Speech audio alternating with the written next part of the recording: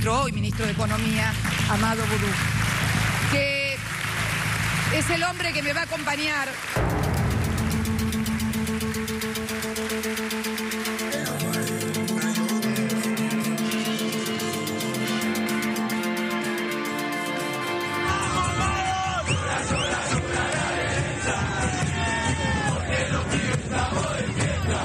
Estamos ambos como Riquelme, felices. Acá el ministro anduvo haciendo poco, no sé hasta qué hora de la madrugada. Si así no lo hiciere, que Dios y la patria me lo demanden.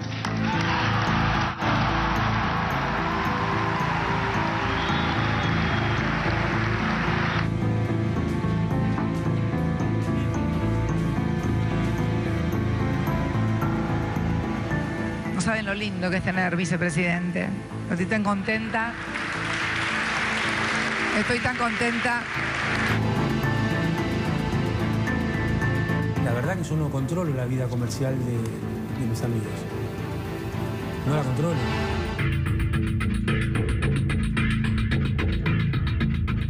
Yo he tenido más de 20 causas penales, de las cuales al menos 18 ya están cerradas, porque eran causas mediáticas.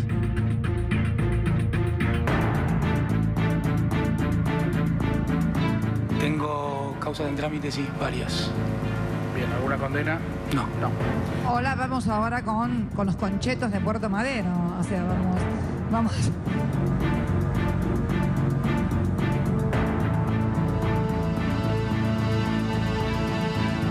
Señor, tenemos que proceder a su detención y al traslado donde le puso su señoría.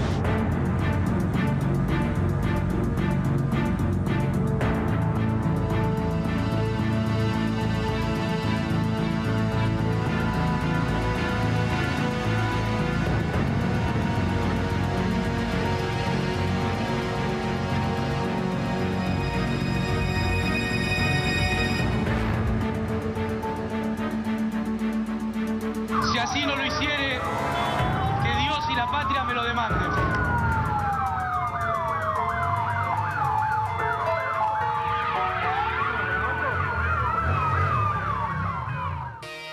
Buenas noches, bienvenidos todos a TN Central.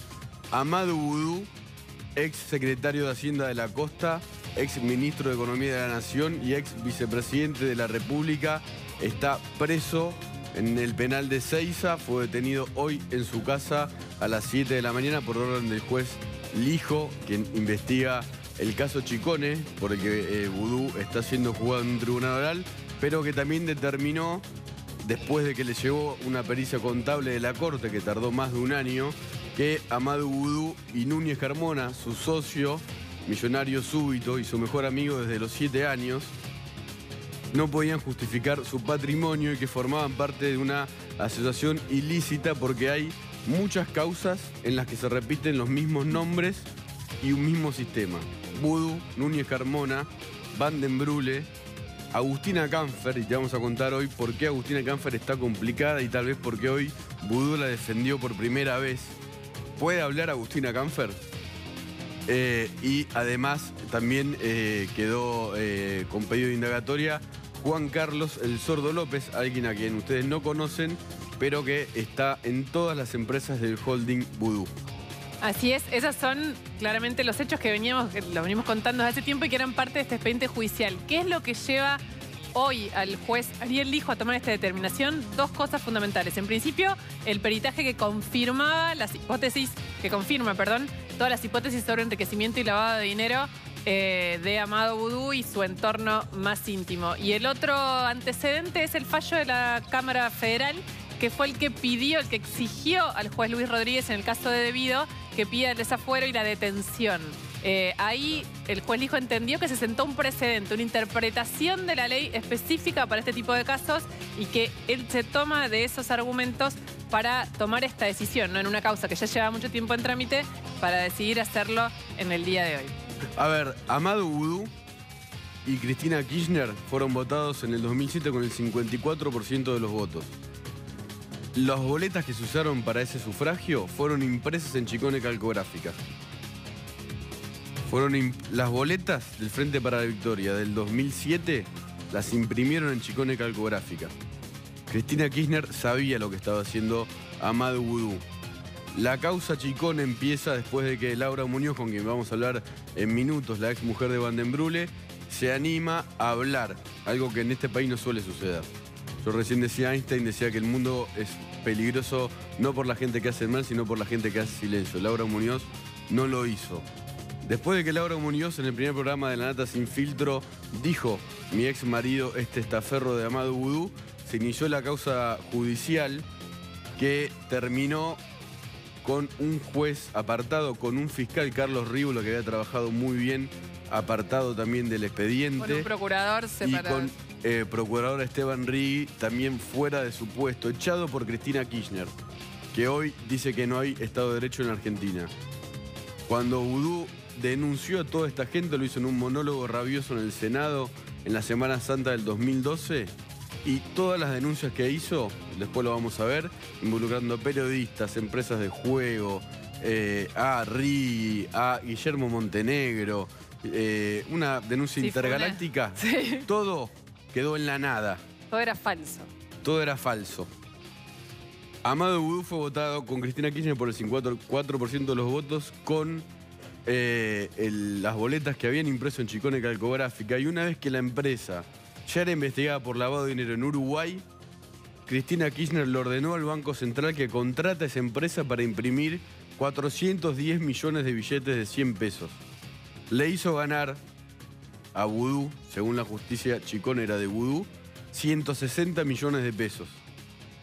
Y en agosto de ese mismo año mandó un decreto al Congreso y estatizó, expropió Chicone Calcográfica. La mayoría automática acá en diputados y en el Senado votaron a favor de esa expropiación, igual que muchos legisladores de la oposición. Eso también marca un hito, porque nunca en la historia de la economía argentina se expropió una empresa sin que sus dueños reclamen una indemnización. Esa es la historia de Chicone, que está vinculada y relacionada. Se iniciaron casi juntas las dos investigaciones con el enriquecimiento ilícito por la que hoy está preso Boudou. Chicone está en un juicio oral. Hoy Boudou fue detenido a las 7 de la mañana, como contaba Nico, descalzo en su casa, en claro estado de shock. Así estuvo todo el día. Él, digamos, la imagen que nos dan de hace un rato antes, vieron que hasta hace un ratito se transmitió un poco el traslado de Boudou hacia Ezeiza. Ahora vamos a contar el detalle de cómo va a ser su fin de semana en Ezeiza. Pero en la previa, en el día de hoy, mientras estuvo en la alcaldía de Comodoro Pi, a disposición del Servicio Penitenciario Federal, Boudou tuvo durante todo el día ese semblante, esa especie de semblante de una persona que está ida, en shock, en pánico, con un estado de ánimo muy caído. Y eso contrastó muchísimo con José María Núñez Carmona, que es su mejor amigo. No es como Van den Brule, que lo niega, en este caso lo reconoce, además es su socio, no lo podría negar jamás, son como hermanos.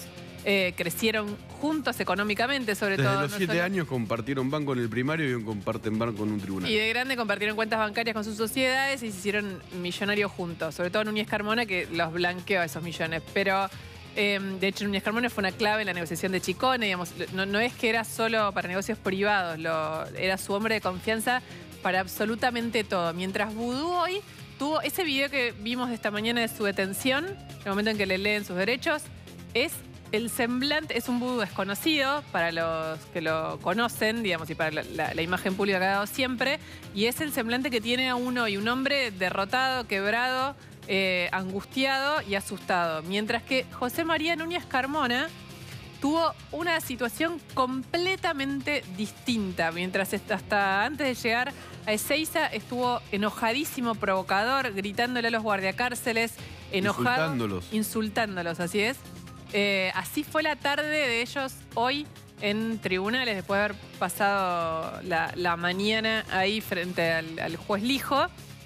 Pasó esto, esta especie de contradicción entre el estado de ánimo de Boudou, que se reflejaba en una angustia y en un estado de shock total, parecía como ido, nos dicen los que lo vieron, contra Núñez Carmona, que estaba a los gritos, enojadísimo, e insultaba a los guardiacárceles por su situación. Sí, la misma situación, la misma actitud tuvo cuando lo fueron a detener.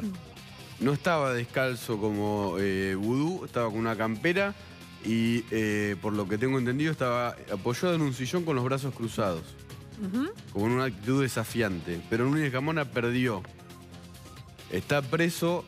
La pericia contable de la Corte demostró que blanqueó en el 2008 alrededor de 4.200.000 pesos y casi $800.000 que él no puede justificar. Esto va siempre, como dijo Luciana, en el ascenso económico de este millonario súbito.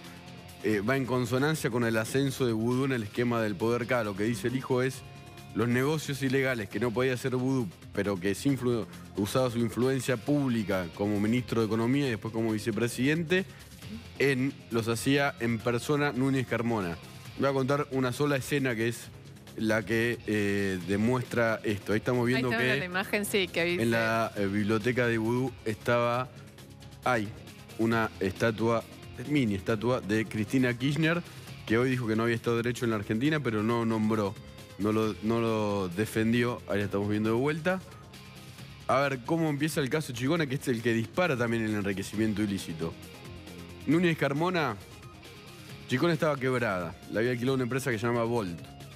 Núñez Carmona le pide una reunión a un directivo de Volt que se llama Guillermo Gabela, en un hotel 5 estrellas. Núñez Carmona llega en jogging y le dice a Gabela, compramos Chicone. Gabela le pregunta, ¿quién sos? Represento a las más altas autoridades del gobierno. ¿A quién? A Amadou Vudú. Y le dice, palabras más, palabras menos, bueno, se termina el alquiler de la empresa y nosotros nos vamos. Y Núñez Carmona le dice, no entendiste nada, se van ya. O les tiramos la FIP encima. Les llegó la FIP a Volt. Núñez Carmona en jogging hablaba en nombre del gobierno patoteando a empresarios que alquilaban una empresa por orden de un juez, y en este tema actuaron la FIP, Guillermo Moreno con la Secretaría de Comercio Interior, un montón de organismos públicos que demuestran que Cristina siempre supo lo que hacía Amadou Vudú. Siempre lo supo. Contrató a la empresa para hacer billetes, le imprimieron las boletas y siempre vio el enriquecimiento de Vudú de Núñez Carmona, porque hasta ha llamado ella misma a la FIP hablando de José María y era Núñez Carmona. Era la gestora también Cristina Kirchner de todo esto.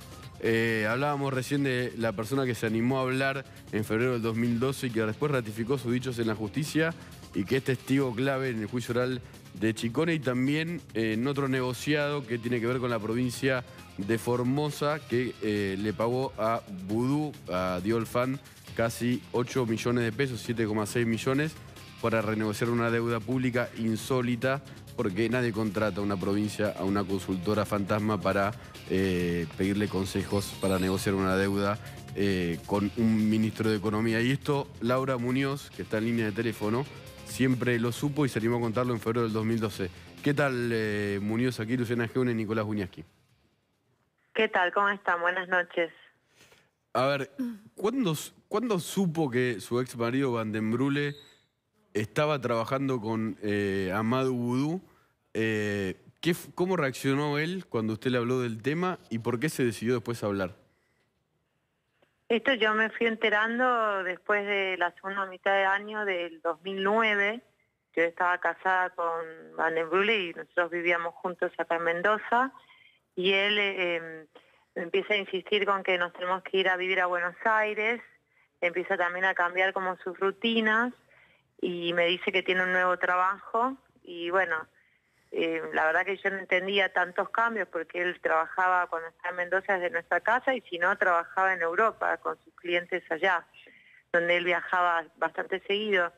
Y entonces, bueno, de a poco me van contando que está en realidad trabajando para Vudú bajo las órdenes de Núñez Carmona, que para mí era, me parecía una cosa totalmente inverosímil. Y entonces me cuenta esa relación que ellos tenían de la adolescencia y la juventud por intermedio de las primas de él, de apellido Escaray, desde los tiempos de Mar del Plata, cuando él iba de vacaciones en Mar del Plata, él incluso estuvo Claro, la viviendo familia un materna tiempo de largo Van den allá. Brule es de Mar del Plata.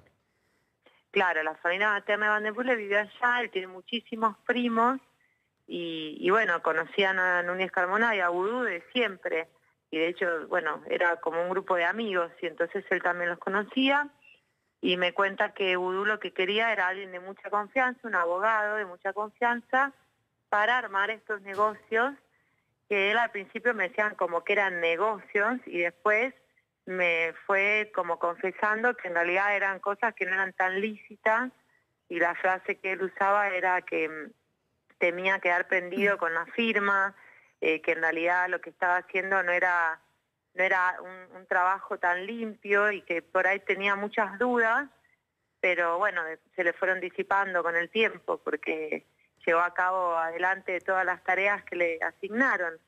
Y bueno, y ese fue el principio del fin de nuestro matrimonio, ¿no? Por supuesto, cuando yo me fui dando cuenta que lo que él decía era cierto, porque había un correlato con lo que pasaba en nuestro país, en la realidad, le pedí que no lo haga, porque me parecía totalmente incorrecto, y bueno, y él estaba muy decidido ya, y bueno, él quería que yo le fuese funcional, que yo le hiciese caso y que me quede callada, y que obedeciera, ¿no? Y como no era así, trató en realidad de sobornarme con dinero, con cosas que quería comprar, una casa, como un estilo de vida económicamente más alto, pero bueno, tampoco lo logró, y bueno, nuestro vínculo se terminó rompiendo. Laura, ¿cómo estás? Buenas noches. Luciana Geuna. Te hago una pregunta. ¿Qué tal, Luciana? Durante este periodo donde él empieza a hablar de que estaba haciendo estos negocios nuevos, bueno, hasta que finalmente la relación se rompe, ¿él realmente empezó a sumar mucho más dinero a su vida? Digamos, ¿se notaba un enriquecimiento a partir de estos nuevos negocios? Él en realidad dejó de compartir su vida diaria con nosotros, porque estaba como enajenado con esta situación y vivía prácticamente en Buenos Aires. Lo que sí sucedía era que su actitud era totalmente distinta, y por ejemplo él me decía, bueno, la casa de la esquina que a vos te gusta, que está en venta, que en ese momento costaba $300.000, me dice, la vamos a poder comprar si yo puedo seguir adelante con estos negocios, y si vos me sos también funcional y me aguantás en esto. O por ejemplo me decía, bueno, vamos a comprar una camioneta grande para que todos entremos, y vamos a viajar a tal lado, y vamos a comprar la finca, y cuando me presionaba por mudarme a Buenos Aires, también lo que me ofrecía era eso, una casa en un country, en un colegio muy caro para los chicos, un gimnasio para que yo pueda dar clases, o sea, como que él me presionaba y me quería demostrar que iba a tener mucha plata disponible muy rápido. De hecho, yo veía que él gastaba más plata, y que también me mentía, porque por ejemplo él me decía, estoy en Buenos Aires en el departamento que él tenía, y yo moría llamándolo, y ahí no estaba viviendo, no estaba en el departamento. Claro, estaba en Puerto Madero, en la casa de Vudú. Y yo supongo que sí. Muñoz, nosotros hablamos en septiembre del 2011, y ya en ese momento usted había roto la relación con Van den Brule y recibía amenazas. ¿Podría contarlas alguna de ellas? Sí, bueno, las amenazas eran terribles. En realidad comienzan porque yo la primera denuncia la hago en el 2010 ante el juez de familia acá, que era la única autoridad que yo conocía. Y ahí Van den Brule toma cuenta de que yo no solo sabía, sino que recordaba mucho más cosas de las que él pensaba, y que aparte yo tenía en mi poder sus cuadernos de trabajo, sí, discos, parte de la información que estaba en la computadora.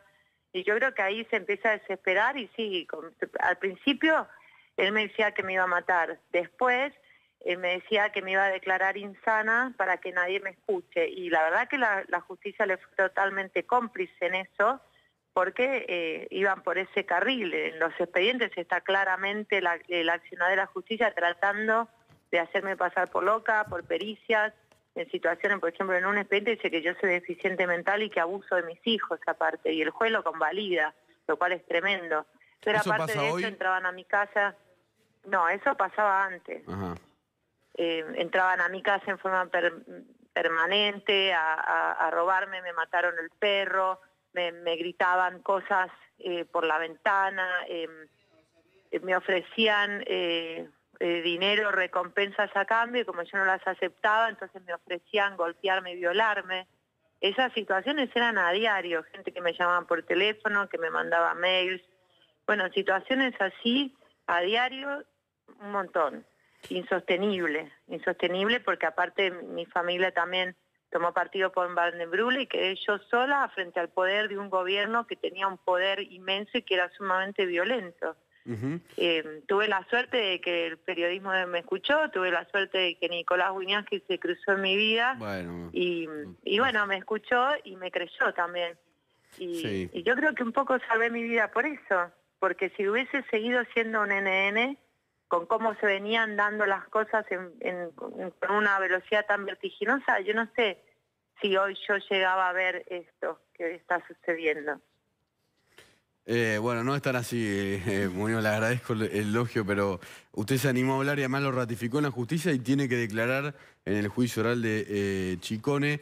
Y le quería preguntar esto, ¿Van den Brule todavía hoy tiene influencia en la justicia de Mendoza? ¿Usted está con alguna disputa por un tema de alimentos por la hija que tienen en común? Sí, nosotros tenemos, bueno, el tema de alimentos, que es una deuda que él no pagó, y un montón de expedientes abiertos, y también hay un montón de expedientes penales que no se investigaron, también porque el fiscal de las causas de delitos complejos que a nosotros nos tocó, yo siempre sostuve que él era un corrupto, y de hecho está apartado por un jury de corrupción. O sea, acá todos le fueron funcionales. Recuerdo una noche en esa misma fiscalía donde me querían detener sin ningún motivo. 2 veces me quisieron meter presa sin motivo alguno, y por suerte no lo lograron, porque si no, no salía más. Pero la verdad que todos los expedientes que tenemos abiertos hoy están un poco en la situación enfriada por toda esta situación del juicio oral de Chicone, que es mucho más conmocionante. Pero bueno, también me ha pasado en las audiencias con la jueza de familia hablar sobre, por ejemplo, que el tema de que yo tengo custodia, porque Van den Brule ha sido muy violento conmigo, y Van den Brule decir que en realidad la custodia está para protegerlo a él, porque yo soy una loca que le planteé esta causa de Chicone, que es totalmente mentira y es una fabulación mía. Y la jueza no dijo, no es así. Asintió, y la abogada de él también. Entonces, por suerte ahora todo eso está como congelado, digamos. Muñoz, le hago una pregunta. Usted tiene una hija en común, ¿no?, con Van den Brule. Sí, nosotros tenemos una hija. ¿Cuántos años tenía ella cuando todo esto empezó? 2 años. Y hoy ya tiene 8 años más o menos. 9. 9. Hoy tiene 9. O sea, toda su vida ha vivido inmersa en esta situación. ¿Cómo le explica esto? No lo de su papá, si querés específicamente, sino esto, digamos, esta trama de corrupción que se metió adentro de su casa. La verdad que para mí es bastante complejo de sostener, porque esto también es parte de mi vida personal y privada. Pero bueno, mi hijo más grande hoy tiene 21 y tenía 12 cuando todo esto empezó. Es como que se han criado dentro de esta situación. Y si bien yo al principio traté de ocultárselos, o por lo menos disfrazarles las partes más dolorosas o más peligrosas, a medida que fueron creciendo, les fui explicando con las palabras que su madurez les permitía entender la situación en la que vivíamos, también porque los tenía que proteger desde la seguridad, ¿no? Para que ellos aprendan a cuidarse y a estar alerta. Pero también, y no solamente con respecto a mi hija y su relación con Van den Brule, sino también mis otros 2 hijos y la relación de ellos con mi familia, que está del lado de Van den Brule. Yo siempre traté de criarlos a ellos sin rencor, sin odio, y sabiendo que la vida es larga, que uno se puede arrepentir, que es maravilloso perdonar y que siempre tiene que primar el lazo de amor. Entonces ellos hoy en día pueden tener un buen vínculo con todo ese lado de la familia, como lo tiene mi hija con su papá, y yo la verdad que trabajo mucho, a pesar del dolor que todo eso me genera, porque son todos los vínculos que yo perdí también, para que ellos no los pierdan y para que ese vínculo sea lo más sano posible. Y mi hija sabe que su papá ha mentido, por eso está metido en una situación adversa, y también sabe que yo he dicho la verdad, por eso la gente me abraza y me felicita por la calle, porque si no ella no entendía por qué todo el mundo me venía a abrazar y felicitar. Bueno, ella hoy sabe que decir la verdad está bueno y hace que uno sea más feliz, que mentir no es bueno, pero eso no quita que su papá la quiera y que pueda ser el mejor padre posible. A mí lo que me gustaría es que Van den Broek, aunque sea en el último momento, tenga la dignidad de decir la verdad, no solamente para hacernos un bien a todos, sino para hacerse un bien a sí mismo y poder mirar a nuestra hija a los ojos y decirle, mira, me equivoqué, pero me arrepentí y hoy soy un hombre más digno para vos, para ser mejor papá. Eso le iba a preguntar, Muñoz. Van den Broek en un momento negoció con el gobierno y la justicia su arrepentimiento y de golpe cambió de opinión. ¿Por qué cree que pasó esto? ¿Le tiene miedo a Núñez Carmona, a Vudú? ¿Puede ahora cambiar de opinión con Vudú y Núñez Carmona presos? Van den Broek quiso negociar dinero y un poco más de impunidad. Él no quiso decir la verdad no se vende ni se compra, la verdad se dice y es un bien para todos. Si él hubiese tenido ganas de confesar, lo hubiese hecho libremente, como lo hice yo, lo podría hacer ahora, en cualquier momento, lo hubiese hecho el martes, en vez de abstenerse a declarar en el juicio oral. Él lo que quería es negociar, él quería dinero, él quería seguridad y quería un rato más de impunidad. Me parece que ahora quizás este sea el momento, desde hoy hacia adelante, para realmente arrepentirse. Yo creo que la visión de la realidad, el eje de su propia realidad, hoy cambió totalmente. Entonces me encantaría que hoy pueda pensar con un poco más de sabiduría y darse cuenta que está a tiempo a decir la verdad y que eso le va a hacer bien y que se empiece a perdonar a sí mismo. Muchísimas gracias, Laura Muñoz, ciudadana, que se animó a hablar cuando era muy difícil hacerlo y lo ratificó en la justicia. Ahora te vamos a contar en un rato la ruta del dinero B, porque el hijo, además de encontrar todo el dinero que blanqueó Núñez Carmona, encontró cuentas que llegaban hasta Frankfurt. ¿Será esa la ruta del dinero de Chicone? Ahora vamos a hablar con Nacho Otero sobre un personaje clave en la historia, pero que nadie conoce. Hola, Nacho. ¿Cómo estás? ¿Cómo le va, Nacho? Te lo volvió, ¿no? Hagamos el reclamo. Bienvenido. Bienvenido. Se llama Juan Carlos el Sordo López. Así es. Es un amigo de la infancia de Vudú. Está sordo por un disparo que tuvo en algún momento, dispararon cerca de él, quedó sordo y manejó todo el dinero de Vudú. ¿Y vos alguna vez lo fuiste a buscar? Aparte es uno de los prestanombres que figura en toda la sociedad. La sociedad, en este caso, puntualmente en ese momento era por WSM, porque se había descubierto este giro de publicidad oficial hacia esta empresa, en donde aparecía este prestanombres que además era jubilado que figuraba con cargos de presidencia en muchas de estas sociedades que descubre el hijo, ¿no? Sí, pauta oficial. Siempre dinero público en empresas de Amado Vudú. Exactamente. En ese momento era muy difícil acercarse a Amado Vudú. No respondía a preguntas y cuando hacía conferencias eran monólogos y no eran conferencias. Entonces, lo que sucede en mayo de 2013, me acuerdo, fue mi segunda nota para PPT, es que él va a Victorica, La Pampa, a entregar netbooks junto con Diego Bocio. Sí. Y entonces dijimos, bueno, vamos a aprovechar ese momento para ir a preguntarle quién es Juan Carlos López, si lo conoce, si no lo conoce. Me acuerdo en ese momento estaba también la investigación que habías hecho vos, también estaba Alcona Damón trabajando el tema. Y claro, muchos otros periodistas. Y también estaba, bueno, en su momento también Maru Dufar había ido a buscar a Mar del Plata a Juan Carlos López, que prácticamente salía arando de su casa, no quería nadie responder nada.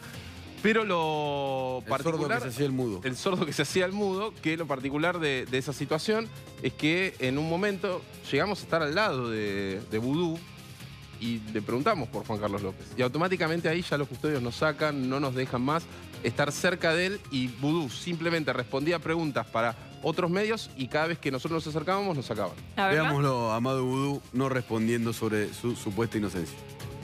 Bienvenido, vicepresidente, bienvenido. ¿Conoce la firma WSM o a su presidente José Carlos López? ¿Lo conoce? ¿Puede compartir? Pará. Veámoslo de nuevo. Vicepresidente, bienvenido. ¿Conoce la firma WSM o a su presidente José Carlos López? ¿Lo conoce? ¿Puede compartir? El vice se sorprende, no contesta y hace lo que mejor le sale, se ríe. La gente se le acerca, lo besa y aplaude, mientras la seguridad solo se muestra celosa con Nacho, que queda retenido atrás y lejos. Vicepresidente, chicos, comparte una caja con él en el HBC.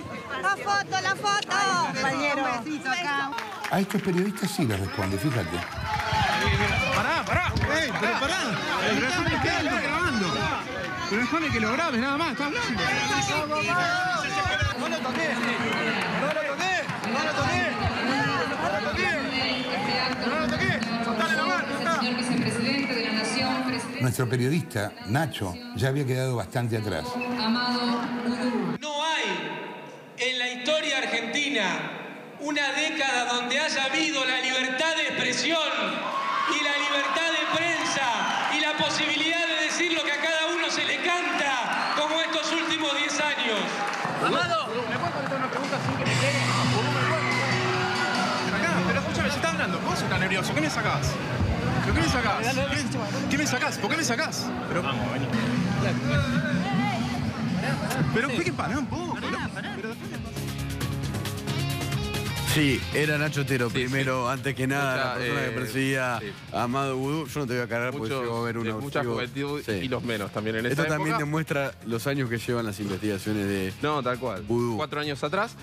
Lo sádico de todo ese episodio es que después Boudou se sube al escenario, da un discurso y en ese discurso es que dice lo que escucharon recién acerca de la libertad de prensa, habiéndonos marginado antes y no dejado preguntar minutos antes de subir al escenario, ¿no? Podría haber dicho soy inocente, pero no lo hizo. Por algo fue. Gracias, Nacho. Creo que tenés que ir para allá, ¿eh? Pero por el... No sé por dónde cruzarme. Ahí está llegando Nicolás Buñeski porque tenemos... ¿Te sentás? Sí. A ver si Bueno, todo bien. Juan... Ahí está. ¿Qué tal? Estamos con Hernán Reyes de la Coalición Cívica, denunciante del caso Chicone en algunas de sus variables. Nosotros contribuimos con algunos escritos. Lilita particularmente pidió el pedido de indagatoria en el 2016. También Carrió en la Cámara de Diputados, pidió el juicio político en el 2014, que fue rechazado por enriquecimiento ilícito en ese momento. Y también hemos hecho unas presentaciones en el penal económico respecto de la ruta del dinero de Boudou, más que nada vinculado al financiamiento de la compra de Chicone vía de Olfan, pero con un financiamiento de una cooperativa marítima que a nuestro entender me parece que por ahí es donde ingresa el flujo de dinero para que ellos adquieran después Chicone. Exactamente. ¿Y hoy qué sintieron? Yo creo que hoy es un paso más en un cambio de época, más allá de la anécdota puntual que puede ser Boudou detenido. Estamos viviendo una serie de sucesos en los tribunales que terminan con detenciones que lo que nos hacen pensar es que la Argentina que vivimos no puede volver a ser y que tenemos que cambiar muchas cosas, ¿no? Tenemos que cambiar el funcionamiento de la justicia, tenemos que cambiar mucha legislación, pero definitivamente tenemos que decir no queremos más, no tenemos por qué estar gobernado por este tipo de personajes que, como ustedes veían, no solo no respondía a preguntas, sino que se reían en la cara de todos mientras hacía negocios con la plata del Estado. Sí, de hecho, Boudou esta semana la pasada, no me acuerdo, pero cuando dijo que en el juicio de Chicone, que la primera vez que he visto a Núñez Carmona, a Van den Breule, era ahí, en esa audiencia. Digo, Boudou es una persona que claramente ha mentido y que hay elementos de sobra en los expedientes judiciales para probar las irregularidades. Ahora, esta decisión del juez en un expediente que llevaba 4 años y que no había novedades salvo un peritaje, no había ningún pedido especial, de pedir una detención en este marco, ¿les parece a la Coalición Cívica o en particular esto razonable?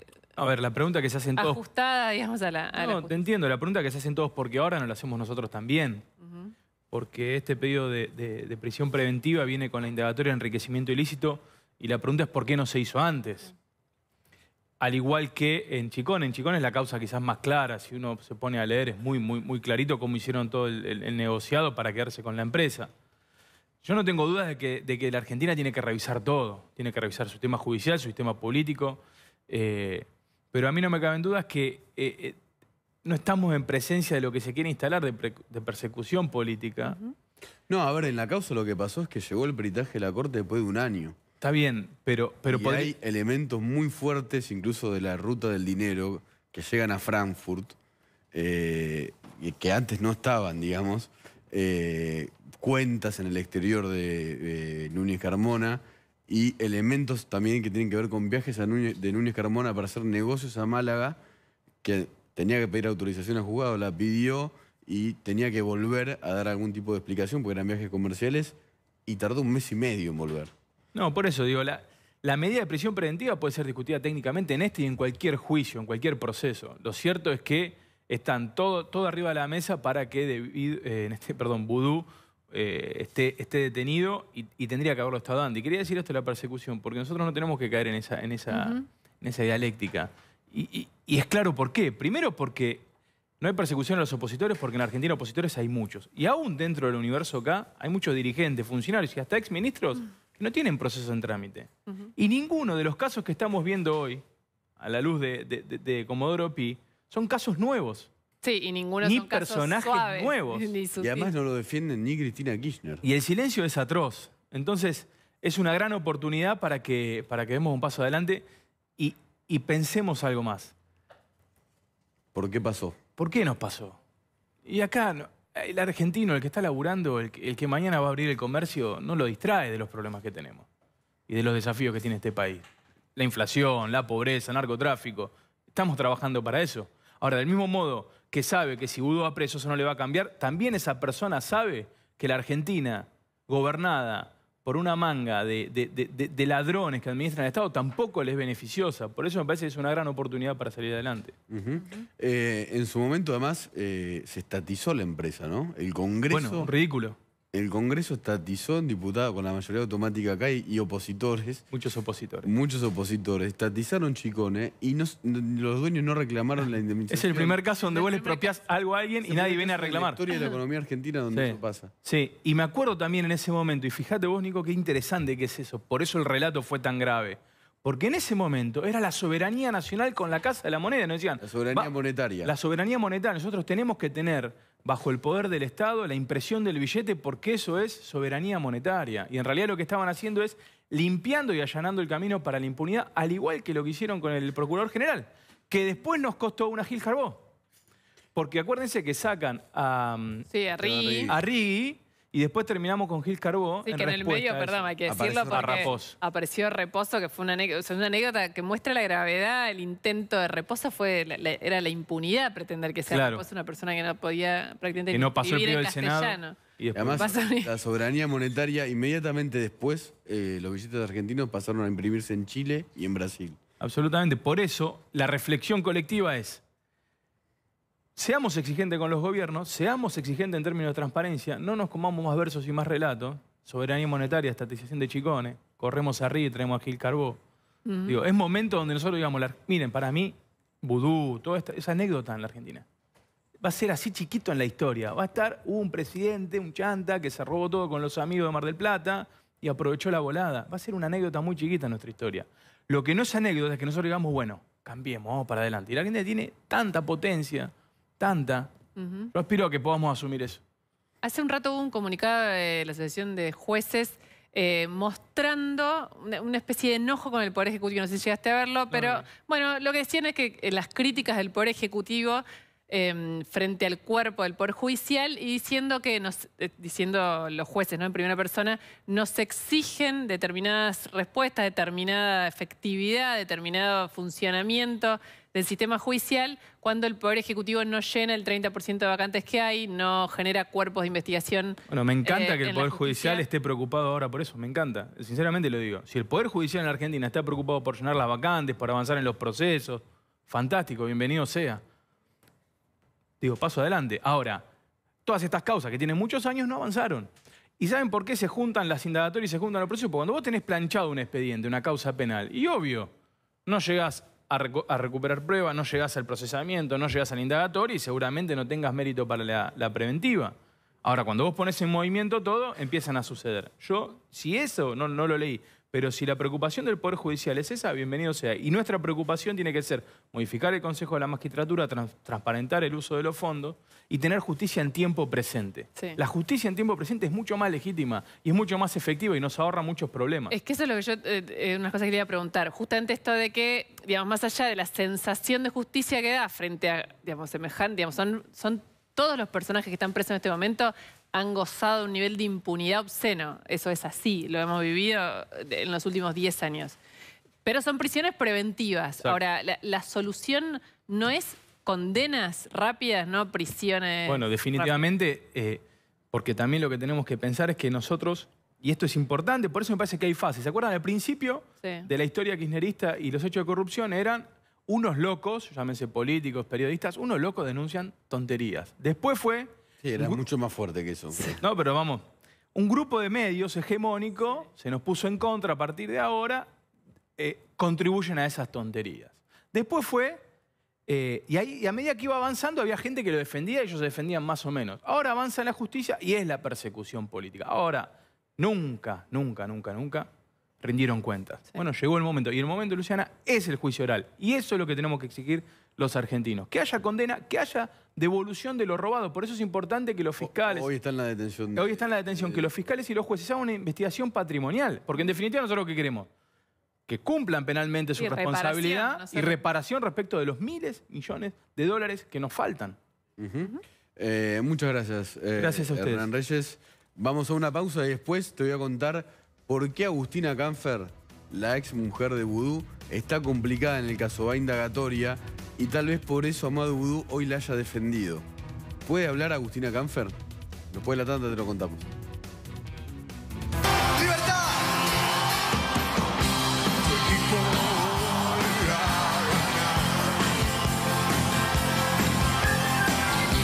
Señor, tenemos que proceder a su detención y al traslado donde le puso su señoría.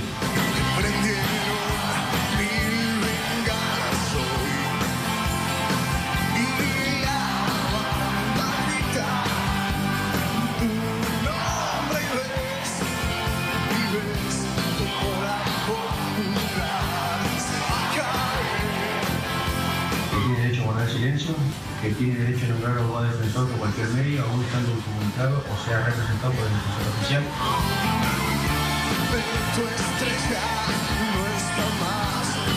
Desempeñar con lealtad y patriotismo el cargo de vicepresidente de la Nación. Si así no lo hiciere, que Dios y la patria me lo demanden.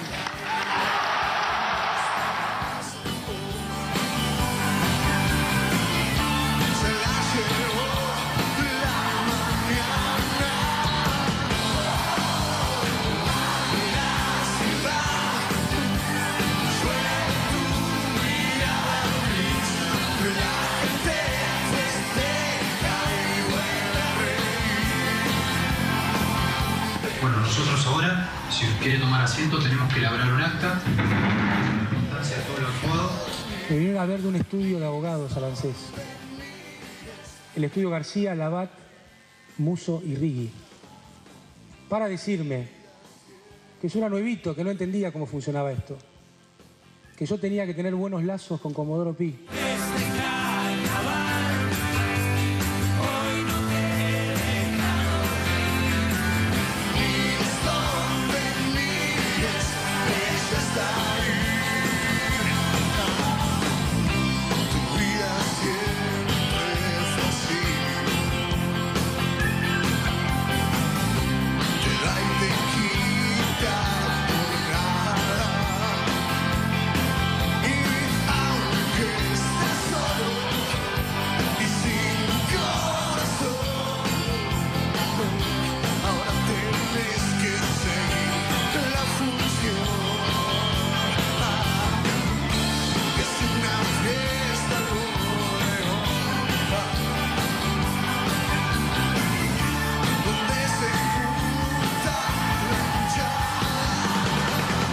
Mucha más información, pero hay un capítulo de todo lo de hoy del que vamos a meternos un poquito más profundo, que es la parte de Agustina Canfer, que está metida en este expediente de enriquecimiento ilícito desde que empezó. Está metida por varias razones. La principal es porque en general, cuando se investiga en el enriquecimiento de un funcionario, la primera línea de su intimidad termina imputada. ¿Por qué? Porque los buscan en ellos el blanqueo del dinero negro que se puede haber blanqueado de ese enriquecimiento. Exacto. Ahora, en el caso de Agustina, es bastante concreto, entiendo, las razones por las que va a ser indagada. Sí, y por eso tal vez hoy Amado Vudú la haya defendido.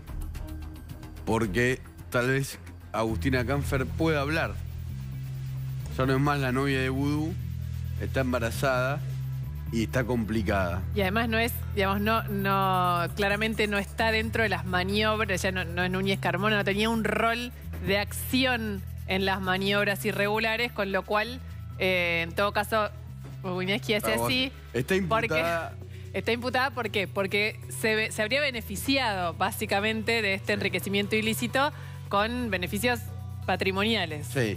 A saber, Wiñaski. Un departamento de $130.000 compró Agustina Canfer y ella dijo, y la defensa de Vudú, que esa plata se la había prestado Sebastián Vudú, que es el hermano menor de Vudú. Son 3 varones, Amado, Juan Bautista y Sebastián.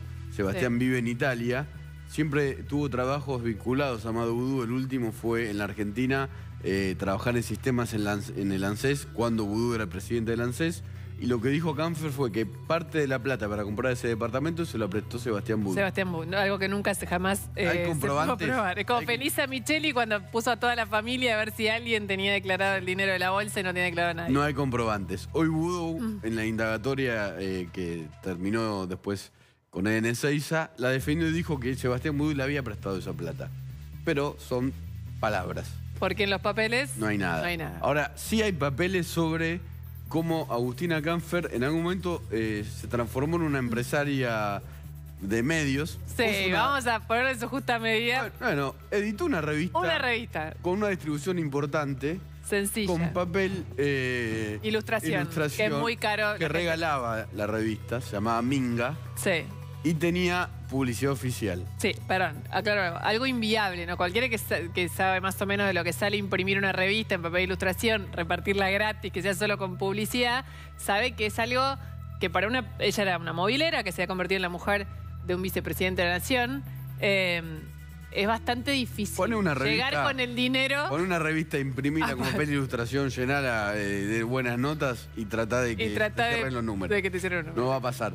Bueno, en lo que sí hay papeles en el peritaje de Vudú es en cuánta plata se emitió de pauta publicitaria del Partido de la Costa, que estaba manejado y está manejado por un amigo de Vudú, Juan de Jesús. Sí. Vudú fue secretario de Hacienda del Partido de la Costa y por eso puso su dirección en un DNI que quedaba en un médano.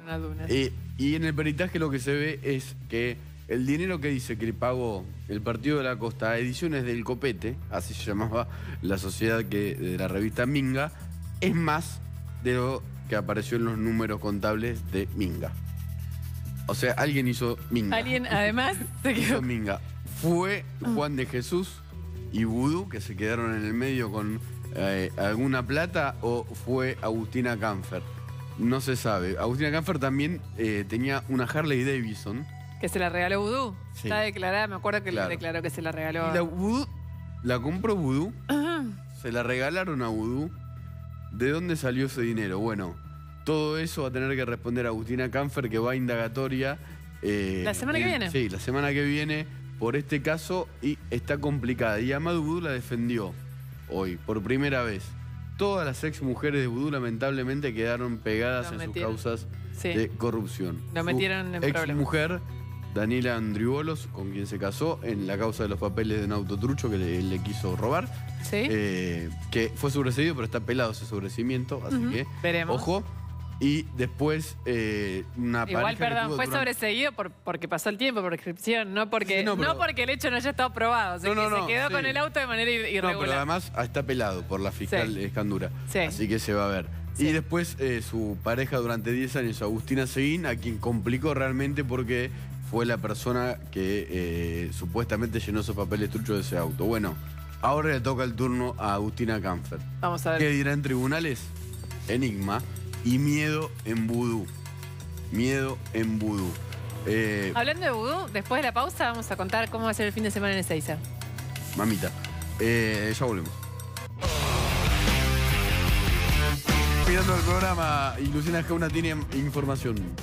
¿Dónde, cómo va a estar Vudú este fin de semana? Bueno, va a estar en la misma habitación en donde estuvo Julio De Vido hasta hace un rato. La limpiaron, le pusieron una sábana nueva. Colchón caliente se llama eso en la cárcel, en serio. No quedó rastro del jabón anterior, pero ahí va a dormir Vudú todo el fin de semana y después se va a quedar en Ezeiza, en la cárcel de Ezeiza. Lo que no les podemos contar todavía es quiénes van a ser sus compañeros de pabellón, porque está superpoblada la parte, en serio, digo, la parte de los presos VIP, como les dicen. De Vido fue Marco Paz. de Vido se fue a Marcos Paz. Hizo sus valijas y se fue a Marcos Paz. Las cárceles se están agrandando y adaptando, no solo por los presos de corrupción, sino también por los presos en general. Y el servicio penitenciario está ahí trabajando a full para sostener esto, digamos, el ingreso de estos presos que son relevantes por la seguridad que hay que tener para que no haya ningún problema adentro de la cárcel. Está funcionando, ahí estará durante todo el fin de semana Vudú, en el hospital y después en la cama de Vido y después va a ir un pabellón, veremos. Carmona, en el hospital también, pero no sabemos de qué. No le tocó la cama de Vido. No. El lunes les contamos con quiénes van a estar después. Amado Vudú, vicepresidente de la República. Nunca había pasado en la historia que un ex vice esté preso por un caso de corrupción. ¿Nos vamos? Nos vamos hasta el lunes y hablamos de Vudú y digo, éxtasis. Hasta el lunes, que Chau. descansen.